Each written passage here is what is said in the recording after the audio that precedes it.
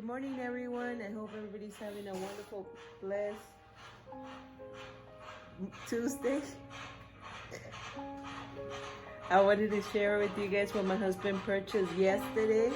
He got a 060 and a nice little caboose. If you wait long enough, you'll see it coming around.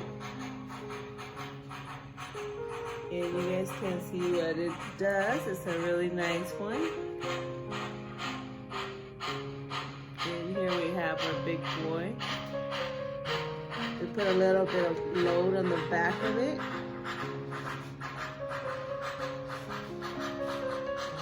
On the top we have another cargo with passenger trains. And here it is. This is the start of the show today. 060. Look at those gears move. Just beautiful.